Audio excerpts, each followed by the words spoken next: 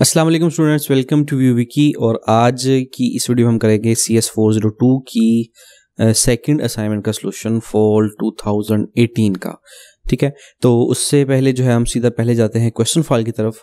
और यहाँ पे मेरे पास सॉल्यूशन मैंने ऑलरेडी बना लिया था। कल रात 2-3 बजे तक मैं बैठा रहा हूँ इसके सॉल्यूशंस बनाने के लिए, क्योंकि प्रॉपर मुझे एक लॉजिक नहीं मिल रहा था जो मैं आपको समझा सकूँ कि ये क्यों काम बन रहा है। तो अब वो सब कुछ मिल गया है। तो सबसे पहले हम क्वेश्चन फाइल पे थोड़ी सी नज़र मार लेते हैं।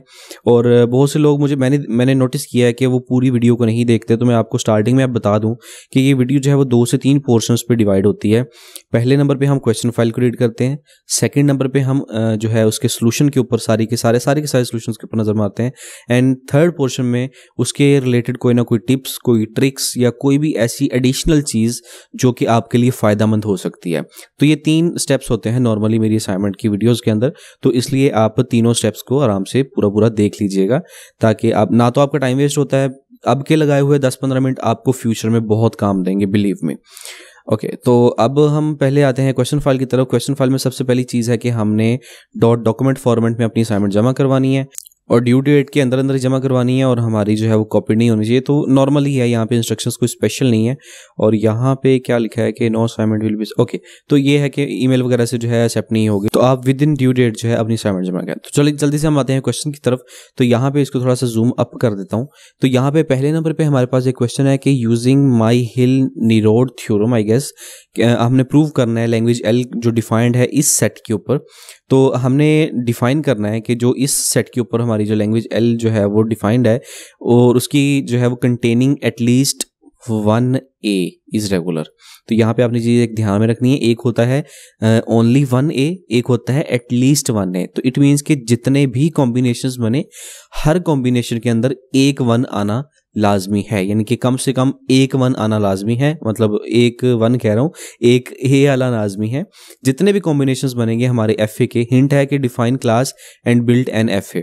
तो हमने एक फाइनाइट ऑटोमेटन जो है वो अब एक बनानी है हमने यहाँ पे, और उसके अंदर हमने एक ऐसी उसकी इमेज बनानी है जिसके अंदर हमारा ए जो है वो हर कॉम्बिनेशन में एक बार लाजमी आए। 2 या 2 से ज़्यादा बार भी आ सकता है, लेकिन हर कॉम्बिनेशन के अंदर एटलीस्ट 1A होना चाहिए। और इस चीज़ में बहुत से बच्चे कंफ्यूज हो जाते हैं। मैंने कल एक सोल्यूशन देखा था, वो इस तरीके से बनाया गया था कि उसमें हर कॉम्बिनेशन में एक A आए, तो इस लिहाज को फॉलो किया गया था। तो ऐसा यहाँ पे कुछ नहीं है। हमने यहाँ पे इस ए को जो है एज अ कांस्टेंट लेना है, और ऐसी जो है वो इस मतलब इस टाइप की, ऐसी ये नीचे बनी हुई है, इस टाइप की हमने एक एफ ए बनानी है जिसके अंदर हर कॉम्बिनेशन के अंदर एक ए जो है वो लाजमी है। ज़्यादा भी आ सकते हैं क्योंकि उन्होंने एटलीस्ट 1A कहा है, एटमोस्ट कितने भी आ सकते हैं।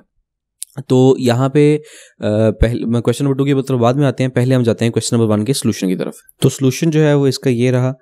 ओके, तो यहाँ पे हमने देखना है कि क्योंकि हम क्वेश्चन नंबर 1 की बात कर रहे थे, तो पहले हम सिर्फ क्वेश्चन नंबर 1 को देखते हैं। यहाँ पे आप देख सकते हैं कि यहाँ पे जो सोल्यूशन स्टार्ट हो रहा है वो इतना पोर्शन है, ये वाला। और इसके अंदर क्या है कि C1 और C2 के बारे में पहला थोड़ा बताया गया है कि C1 में क्या चीज़ होगी, C2 में क्या चीज़ होगी। यहाँ पे ये जो C2 है हमारे पास, इसको हमने एक इनिशियल पॉइंट के तौर पर लिया है। तो यहाँ पे आप माइनस लगा के मैंशन कर सकते हैं। और जो C2 है हमारे मतलब हमारे पास जो C1 है उसको हमने फाइनल स्टेट के तौर पर लिया है। तो यहाँ पे आप प्लस भी लगा सकते हैं या फिर 2 सर्कल्स भी लगा के इसको मेंशन कर सकते हैं। आपको फाइनल स्टेट और इनिशियल स्टेट के बारे में पता होगा।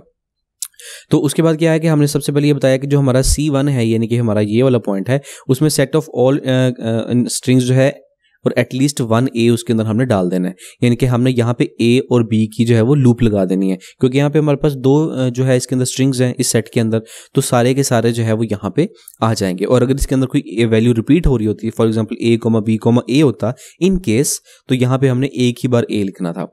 देन यहाँ पे जो C2 है, यानी कि हमारा जो इनिशियल पॉइंट है, उसके अंदर set of all strings does not contain A। तो A के अलावा इसके अंदर जितने भी स्ट्रिंग्स होंगे उनके अलावा जो है हम यहाँ पे बाकी के जो बचेंगे वो यहाँ पे लिख देंगे। और उसके बाद यहाँ से हम इनिशियल पॉइंट से फाइनल पॉइंट तक ट्रैवल करेंगे। और जो ट्रैवलिंग के दौरान जो ये एरो लगा हुआ है, उस एरो के ऊपर हमारी जो वैल्यू एज अ कांस्टेंट मैंने कहा था यूज़ होगी, वो यहाँ पे A यूज़ होगी। अब हर तरफ से छानबीन करने के बाद, हैंड आउट से और इंटरनेट से काफ़ी रिसोर्सेज से सर्च करने के बाद मुझे जो प्रॉपर आंसर मिला वो यही बनता है, और यही मुझे भी लगता है कि ये ठीक बनता है। अब यहाँ पे क्या होगा कि हमारा यहाँ से जब B एग्जीक्यूट होता है, फॉर एग्जांपल फर्स्ट टाइम, तो यहाँ पे हमारा जो कॉम्बिनेशन बनेंगे वो B, A और यहाँ पे ए बी की लूप है तो यहाँ पे ए बी वैसे का वैसा ही आ जाएगा। तो इस तरीके से जो जितने भी कॉम्बिनेशन बनेंगे उसमें जो है वो एटलीस्ट 1 है, यानी कि कम से कम एक ए आना लाजमी है। तो उसमें जो है हर कॉम्बिनेशन में ए जो है वो लाजमी आएगा क्योंकि ए यहाँ पे पड़ा हुआ है और इस लिहाज से ये डायग्राम बनेगी। तो क्वेश्चन नंबर 1 जो था उसका जो सोल्यूशन है वो ये आपके सामने है। ये वाली जो एरो लगा हुआ है आपके सामने, ये वाला जो एरो है ये मुझे यहाँ पे इंसर्ट के अंदर आप देख सकते हैं कि इंसर्ट्स में जाएं और शेप्स में जाएं तो यहाँ पे हमें ये एरोज मिल सकते हैं और हमने जो एक्चुअल एरो लगाना है वो लगाना है ये वाला कर्व्ड एरो है जो है ये वाला। लेकिन क्या है कि वो इमेज के ऊपर ये वाला एरो जो है वो काम कर नहीं रहा था। तो आप ये जो इमेज है हमारी इसको आप कर सकते हैं उसके अंदर पेंट के अंदर बना सकते हैं। तो पेंट के अंदर मैं आपको थोड़ा सा आइडिया दे देता हूँ कि ये कैसे बनेगी। तो यहाँ पे चलें पेंट ओपन कर लेते हैं। तो पेंट ओपन हो गया। पेंट में हमने क्या करना है कि सबसे पहले आपने इस तरह से जो है वो एक स्टार्टिंग पॉइंट बना लेना है, उसके बाद जो है एक जो है वो फाइनल स्टेट बना लेनी है। देन यहाँ से जो हमारे पास हमारी तरफ से एक एरो जाएगा तो इस तरीके से जो है आप लाइन ड्रॉ करके जो है वो बना सकते हैं। एरो के लिए आप इस तरह से जो है वो पेंट का ये जो है ब्रश ये यूज़ कर सकते हैं इस तरीके से। देन ये जो कर्व वाली बात आती है तो इस तरीके से हमने एक इस तरह से एक लाइन ड्रॉ कर देनी है यहाँ से लेके यहाँ तक। देन इस तरह से आप कर्व जो है उसका बना सकते हैं। सेम इसी तरह पॉइंट के लिए यहाँ से आपने इनिशियल पॉइंट लेना है, इस तरह मतलब इस तरह ड्रैग करते जाना है और थोड़े से पोर्शन पे जाके उसी लाइन के ऊपर आपने छोड़ देना है और यहाँ पे लाके जब आप क्लिक करेंगे तो इस तरह आपका कर्व बन जाएगा। देन एक बार फिर क्लिक कर दें तो वो कर्व जो है वो खत्म हो जाएगा। तो ये जो बिल्ली के कान बन गए यहाँ पे इस तरह से हमारे जो है एरोज बन जाएंगे। देन बाकी के एरोज के लिए आप इस तरह से मतलब जो एरो हेड्स हैं इस तरह से आप बना सकते हैं। तो ये कर्व आप इस तरीके से बना सकते हैं। अदरवाइज आप MS विजियो को भी यूज़ कर सकते हैं। MS विजियो में तो बहुत ईजी है, जिन लोगों के पास MS विजियो है उनको तो पता होगा कि कैसे बनते हैं। और अगर किसी के पास MS विजियो नहीं है तो उसको मतलब ज़्यादा खपने की ज़रूरत नहीं है, उसको इंस्टॉल करने के लिए और सारा प्रोसेस करने के लिए कोई ज़रूरत नहीं है। वो सिंपली जो है वो पेंट में जाके इस तरीके से बना सकते हैं। तो ये तो था हमारा क्वेश्चन नंबर 1 और उसका सोल्यूशन। अब हम आते हैं क्वेश्चन नंबर 2 की तरफ। क्वेश्चन नंबर 2 के अंदर ये है कि find the complement of the given FA। हमारे पास ये एक डायग्राम बनी हुई है और हमने इस डायग्राम का कॉम्प्लीमेंट लेना है। इस क्वेश्चन को सॉल्व करने के लिए मुझे 1-1.5 घंटा लग गया था क्योंकि कॉम्प्लीमेंट जो है वो FA का समझ नहीं आ रही थी। इंटरनेट से रिसोर्सेज लिए और हमारे यहाँ पे हैंडआउट्स जो थे उसके अंदर लेक्चर नंबर 24 के अंदर मुझे कुछ थ्योरीज वगैरह मिली हैं जो मुझे लगता था कि बेस करती हैं इसी चीज़ के ऊपर। और इसका जो सोल्यूशन है वो कुछ इस तरीके से बनेगा कि यहाँ पे जो हमारी इनिशियल स्टेट्स होंगी उनको हम फाइनल स्टेट में कन्वर्ट कर देंगे और जो फाइनल स्टेट्स होंगी उनको हम नॉन फाइनल में यानी कि इनिशियल स्टेट्स में कन्वर्ट कर देंगे। तो इसका जो आंसर बनता है वो कुछ इस तरीके का बनेगा कि यहाँ पे Q0 जो था वो आप देख सकते हैं कि सिंगल सर्कल है। सिंगल सर्कल का मुराद होता है इनिशियल स्टेट और यहाँ पे मतलब इनिशियल कह लें या फिर आप इसको नॉन फाइनल स्टेट कह सकते हैं। तो single circle means non final state. इसी तरह ये भी सिंगल सर्कल था which is mean non final state. और इसी तरह यहाँ पे भी आप देख सकते हैं कि यहाँ पे 2 सर्कल्स थे विच इज़ फाइनल स्टेट। तो हमने क्या करना है कि फाइनल स्टेट यानी कि 2 सर्कल वाले को सिंगल में कन्वर्ट कर देते हैं और जो हमारे पास सिंगल वाली होगी उसको हमने जो है वो इस तरह डबल सर्कल्स लगा के कन्वर्ट कर देना है। यहाँ पे ऊपर की एरोज जैसे मैं आपको बता चुका हूँ कि एरोज यहाँ पे लग नहीं रहे थे तो मैंने चूँकि ये बनी हुई है इसके अंदर MS वर्ड के अंदर, तो इसी तरीके से जो है आप ये वाले जो एरोज हैं सेम टू सेम इसके ऊपर जो है वो लगा देंगे जहाँ जहाँ ये एरोज लगे हुए हैं। जैसे ये Q1 के ऊपर एरो लगा हुआ है लूप तो ये Q1 के ऊपर लग जाएगी। इसी तरह ये Q2 के ऊपर लगी हुई है A और B की तो ये Q2 के ऊपर लग जाएगी। फ़र्क सिर्फ इतना आएगा कि ये सिंगल सर्कल वाले जो हैं वो डबल सर्कल के बन जाएंगे और जो डबल सर्कल वाले हैं वो सिंगल सर्कल के बन जाएंगे। इसकी जो थ्योरी है वो आप देख सकते हैं लेक्चर नंबर 24 के अंदर जो है वो आपको मिल जाएगी। उसके अलावा अगर आपको लगा कि इसके अंदर कुछ चेंजिंग करनी चाहिए या बनती है तो वो भी आप नीचे कमेंट सेक्शन में लाजमी बताइएगा क्योंकि मेरा सारा खपखपाने के बाद जो मुझे फाइनल मिला है वो यही सोल्यूशन बनता है इसका। अब हम चलते हैं अपने क्वेश्चन नंबर 3 की तरफ और 3 को करने के लिए काफ़ी भी रिसोर्सेज मैंने यूज़ किए हैं, काफ़ी दोस्तों का सहारा लिया और इसमें जो है आंसर इसका बन गया था लेकिन इसका लॉजिक समझ नहीं आ रहा था। तो यहाँ पे जो इसका लॉजिक बनता है क्वेश्चन नंबर 3 का वो ये है कि हमने प्रीफिक्स फाइंड करना है PREF Q in R हमने फाइंड करना है। तो Q in R फाइंड करने का मतलब ये है कि हमने Q की जो वैल्यूज़ हैं उनको R की हर आखिरी वैल्यू के अंदर फाइंड करना है। Q की जो वैल्यू R की जिस वैल्यू के एंड पे आ जाएगी हम उस Q वाली वैल्यू को ड्रॉप कर देंगे और बाकी जो हमारे पास बचेगा वो हमारा आंसर बन जाएगा। जैसे फॉर एग्जांपल हम यहाँ पे एक बार लिख लेते हैं और उसके बाद जो हम फाइंड आउट करते हैं कि हमारा जो सोल्यूशन है वो क्या बनता है। डबल इक्वल्स डालने की आदत पड़ गई है। तो यहाँ पे हम देखें कि क्यू के अंदर हमारे पास सबसे पहले ए है। तो अब हमने देखना है कि ये जो ए है ये आर की किन वैल्यूज़ के एंड पे आता है। तो एंड से ही स्टार्ट कर लेते हैं। यहाँ पे एंड पे बी आ रहा है, यहाँ भी बी है, यहाँ भी बी है, यहाँ भी बी है, यहाँ भी, बल्कि एंड से क्यों करते हैं, स्टार्ट से करते हैं। तो पहली वैल्यू जो है वो ए बी ए आती है। तो यहाँ पे पहली वैल्यू तो हमारे पास आ गई ए बी ए। अब जैसा कि मैंने कहा था कि हमने क्यू की जो एक्चुअल वैल्यू होगी, जो क्यू की वैल्यू होगी उसको हम ड्रॉप कर देंगे और बाकी की जो वैल्यूज हमारे पास बचेंगी, यानी कि आर वाली जो वैल्यू हमारे पास बचेगी वो हमारा आंसर होगा। अब आर की वैल्यू में से क्यू की लास्ट वैल्यू जो है वो हमने ड्रॉप करनी है। तो क्यू की ए है तो यहाँ पे ए जो है वो ड्रॉप हो जाएगी, यानी कि इसको हम रेज कर देंगे। तो बाकी हमारे पास बच गया ए बी, आगे कॉमा आ जाएगा क्योंकि ये हमारी एक वैल्यू बन गई। अब हमने बी बी को फॉलो करना है। बी बी इकट्ठा 2 बार बी जो है वो आर के अंदर जहां जहां आएगा वो वैल्यूज हमने यहाँ पे लिख लेनी है और उसके अंदर जो एंड पे जो बी बी होगा वो हमने नहीं लिखना। तो यहाँ पे आप देख सकते हैं कि बी बी नहीं है, इसके अंदर भी नहीं है, इसके अंदर भी नहीं है, इसमें भी नहीं है, इसमें भी नहीं है। यहाँ पे देखें कि 2 बी आ रहे हैं, ऑफकोर्स 4 बी आ रहे हैं, लेकिन हमने 2 देखने हैं, हमने पीछे यहाँ से देखना है 2 इकट्ठे आगे, बात खत्म। अब इन 2 इकट्ठे जो बी आ रहे हैं इनको हमने मतलब काउंट नहीं करना। तो बाकी की क्या वैल्यू बची, ए डबल बी। तो यहाँ पे हमारा आंसर आ जाएगा ए डबल बी। उसके बाद हमारे पास यहाँ पे जो थर्ड वैल्यू है, बल्कि अभी हम बी बी और देखते हैं, यहाँ पे यहाँ तक थे हम, अब देखते हैं। तो यहाँ पे आप देखेंगे ये भी 2 बार बी आ रहा है यहाँ पे इसके अंदर, तो ये वाले 2 बी जो हैं वो ड्रॉप हो जाएंगे और बाकी हमारे पास बचेगा बी बी। तो ये हमारी थर्ड वैल्यू आ जाएगी। उसके बाद अगेन हम नेक्स्ट में देखते हैं तो यहाँ पे भी 2 बी इकट्ठे आ रहे हैं, तो अब ये 2 बी भी ड्रॉप हो जाएंगे और हमारे पास बचेगा अब्बा, यानी कि ए डबल बी ए। ठीक है, तो यहाँ पे आ जाएगा A double B A. Okay हो गया।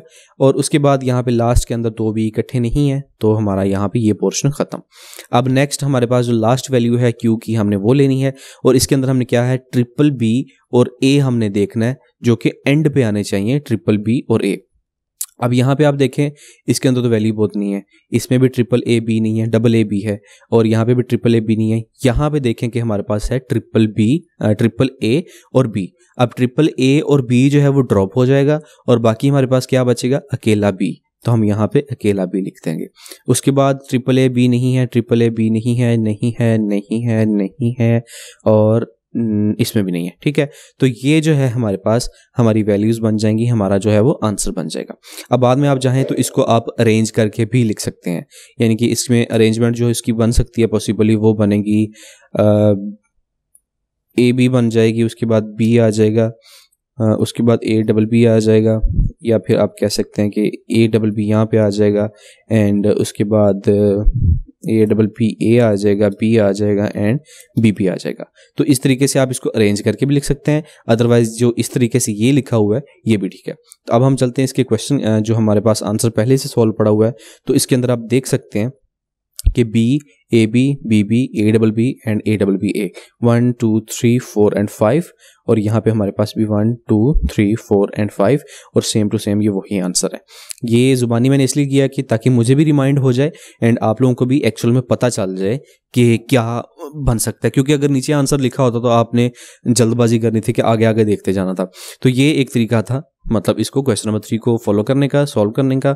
और इसकी जो रेफरेंस मुझे याद नहीं आ रही है इस बार, लेकिन ये अगर आप इसको सर्च आउट करें थोड़ा सा, प्रेफ क्यू इंटू आर अगर आप लिखें अपने हैंडआउट्स के अंदर, तो आई थिंक लेक्चर नंबर 25 के आसपास या 26 के आसपास जो है आपको इसका आंसर भी मिल जाएगा। बल्कि मैं आपको ढूंढ के ही दिखा देता हूँ, क्यों खपना है आप लोगों ने। तो यहाँ पे अगर आप देखें PREF को सर्च करते हैं हम, PREF, ठीक है, प्रीफिक्स ऑफ अ नंबर। तो यहाँ पे आप देख सकते हैं प्रीफिक्स ऑफ एन अदर। तो यहाँ पे कितने नंबर पे, पेज नंबर 5 पे ही आना शुरू हो गए हैं कुछ तो, लेकिन यहाँ पे हमारा आंसर नहीं है। हमारा आंसर मिलेगा हमें लेक्चर नंबर 28 में। हाँ, तो ये लहर लेक्चर नंबर 28 का पेज नंबर है 83, और यहाँ पे ये वाली एग्जाम्पल है जिसको मैंने देखा था, और ये वाली एग्जाम्पल को आप चेकआउट कर सकते हैं अगर आपको आपने क्लैरिटी आपको और ज़्यादा चाहिए। तो यहाँ पेज नंबर है 83, क्वेश्चन नंबर 3 के लिए पेज नंबर 83 के ऊपर जो एग्जाम्पल है Q and R वाली, आप उस एग्जाम्पल को फॉलो कर सकते हैं। तो ये था हमारा क्वेश्चन CS402 की असाइनमेंट का सोल्यूशन, और तीनों जो है वो क्वेश्चन हमने यहाँ पे सॉल्व कर लिए हैं। और इनकी जो ये सॉल्व फाइल है, इसी तरह ये जो रफ फाइल है मैं आपको नीचे लिंक डिस्क्रिप्शन में आपको मिल जाएगा, वहाँ से आप ये वाली रफ फाइल डाउनलोड कर सकते हैं और उसके बाद अपना डिज़ाइन जो है आप इसके ऊपर क्रिएट कर सकते हैं। जैसे भी आपने उसको उल्टा सीधा करना हो आप कर लीजिएगा, ठीक है। प्रॉपर फाइल मैं इसलिए नहीं प्रोवाइड करता, कोशिश यही करता हूँ आप लोगों को प्रॉपर फाइल प्रोवाइड ना करूँ, क्योंकि प्रॉपर फाइल में क्या होता है कि बहुत से बच्चे आलसपना कर जाते हैं और उसको फिर सॉल्व नहीं करते, ठीक नहीं करते, और फिर नंबर जो है वो जीरो आ जाते हैं, क्योंकि फाइल्स जो है वो मैच हो जाती हैं। तो फाइल्स जो कि मैच ना हो आपकी, इसलिए यही रफ फाइल मैं आपको दूंगा। इसके अंदर प्रॉपर सोल्यूशन सॉल्व है। इस इमेज को आप लोग पेंट में बना लीजिएगा। इस इमेज के ऊपर एरोज लगाने वाले हैं, ये लूप्स लगाने वाली हैं, तो ये लगा लीजिएगा ताकि आपकी भी अपनी प्रैक्टिस हो जाए और किसी की जो है वो मैच भी ना हो। So thanks for watching this video and please share with others, क्योंकि आज लास्ट डेट है, कल एक्सटेंडेड है, तो सबका फ़ायदा होना चाहिए। टेक केयर, अल्लाह हाफिज़।